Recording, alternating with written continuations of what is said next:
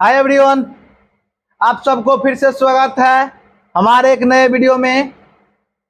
चलिए आज हम लोग आगे बढ़ते हुए वर्ग दसवां में चले आए हैं और अब हम पढ़ेंगे वर्ग दसवीं के प्रश्नावली 4.2 का सभी प्रश्नों का हल करेंगे और हम जानेंगे कि यह प्रश्न कैसे बनता है। अभी हम आए हैं क्लास 10 का प्रश्नावली 4.2 पर और इसका पहला प्रश्न जो है वह कहता है कि गुणनखंड विधि से निम्न द्विघात समीकरणों का मूल ज्ञात कीजिए। यानी यहाँ पे हमें जो द्विघात समीकरण दिया गया है इसका क्या करना है, गुणनखंड विधि से मूल ज्ञात करना है। और ये क्लास 10वीं का प्रश्नावली 4.2 का पहला सवाल है। ठीक है, चलिए हम इसको देखते हैं ये कैसे बनता है। ठीक है, जिसमें हम पहले सवाल को बनाते हैं। ध्यान से देखिएगा, मेरा पहला सवाल क्या है। पहला सवाल है x² - 3x - 10 बराबर 0। चलिए इस प्रश्न को हम गुणनखंड विधि से हल करते हैं। गुणनखंड विधि से बनाते हैं। ये सवाल बनता कैसे है देखिए, ध्यान से देखिएगा गुणनखंड विधि से कैसे सवाल बनता है। गुणनखंड विधि में आपको कुछ नहीं, एक छोटा सा बात ध्यान रखना है। क्या ध्यान रखना है तो देखिए, सवाल है x² - 3x - 10 बराबर 0। अभी के लिए 0 हम छोड़ देते हैं, 0 अभी साइड में रखते हैं, यहाँ से साइड में रखिए। इतना बात ध्यान रखिए, गुणनखंड में क्या किया जाता है। अब ध्यान रखिएगा कि x² और अचर वाले पद को गुना किया जाता है। कहने का मतलब हुआ a और c का मल्टीप्लाई करेंगे, गुना करेंगे हम। तो a हो गया हमरा यहाँ पर x² और c होता है हमरा अचर वाला पद। यहाँ पर देखिए x² नहीं कुछ तो क्या है 1 और यहाँ पर क्या है 10। हम 1 और 10 को गुना करेंगे। आप जानते हैं 1 10 को गुना करेंगे कितना आएगा 10। अब इसका क्या करें, हम एलसीएम निकालते हैं। एलसीएम निकालेंगे तो 2 5 हो जाता है 10। अब देखिए इस एलसीएम को हमें इस तरह जोड़ या घटा करना होता है। इस तरह जोड़ या घटा करना होता है ताकि यहाँ पर b वाला भाग पूर जाए और गुना करने पर यहाँ जो हमको है c वाला मान ये चला आना चाहिए। ये जो हमको गुना करके आएगा यहाँ पे 10, ये पुर जाना हमको चाहिए। कहने का मतलब हुआ गुणनखंड में ध्यान रखिएगा, आप स्क्वायर वाला को और अचर वाला को गुना करना। गुना करने के बाद एलसीएम उसको निकालेंगे। एलसीएम निकाल लेंगे। एलसीएम निकालने के बाद जो उसका आएगा पार्ट, उसको हमें इस तरह व्यवस्थित करना है, या तो जोड़ना है या फिर घटाना है, ताकि हमें ये b वाला पार्ट x वाला मान मिल जाए। और फिर उस दोनों को गुना करने पर वह मान चल आए जिससे हम एलसीएम ज्ञात किए हैं। ठीक है, देखिए जैसे हम यहाँ बनाते हैं, देखिए हमको क्या आया है 5 और 2। ध्यान दीजिएगा, अगर आप तो 5 में से 2 घटाएंगे ना, 5 में से 2 घटाएंगे तो हमको बीच वाला मान 3 चला आता है। देखिए ध्यान से, यहाँ 5 है और यहाँ 2 है। अगर हम इस 5 में से इस 2 को घटा देते हैं तो हमको बीच वाला मान 3 चला आता है। और ये दोनों को गुना भी कर देता है ना, तो ये मान हमको 5 2 10 उड़ जाता है। हमारा बात सेट हो गया। अब हमको यहाँ ध्यान रखना है कि यहाँ हम जोड़े या कि घटाए।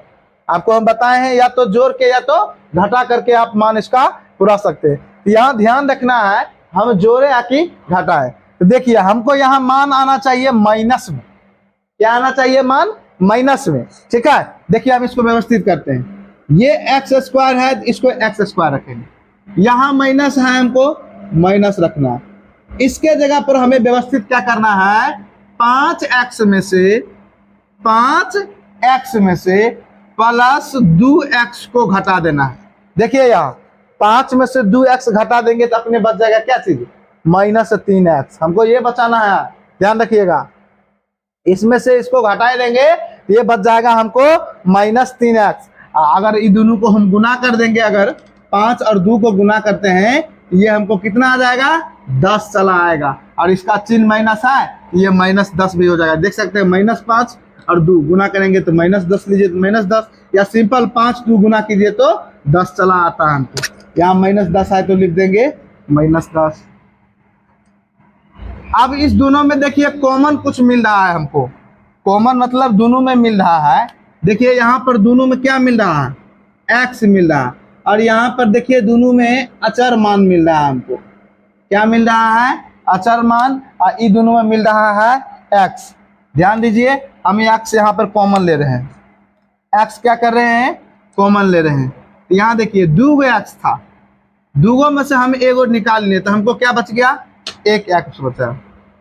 माइनस था, आप लिख सकते हैं माइनस, और यहाँ से x चलिए आया है 12, तो क्या बचेगा, 5 बचेगा। यहाँ देखिए 5x था, यहाँ से इस x को हम खींच लिए हैं, यहाँ बच जाएगा हमको माइनस सिर्फ 5। अब यहाँ बीच में प्लस है तो प्लस लिख देंगे। ये दोनों में देखिए कॉमन क्या था, मेरे को 2 कॉमन था, 2 ले लिए। यहाँ 2x है, जब यहाँ से 2 बाहर चला आया है क्या बचेगा, x बचेगा। माइनस है तो यहाँ माइनस रहेगा। अब यहाँ देखिए हमको 10 था, क्या था 10, तो 10 जो था तो 10 में से हम 2 कॉमन ले लिए हैं। 10 को आप लिख सकते हैं 2 गुना 5, 10 को क्या लिख सकते हैं, 2 गुना 5।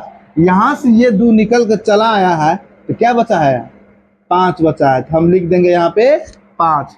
अब तो गौर कीजिए, ये बात दोनों का दोनों क्या है, एक ही है। यहाँ है हमको x, ये हो गया आपका +2, x + 2 इंटू है क्या चीज, x - 5, x - 5। यहाँ तक आ गया।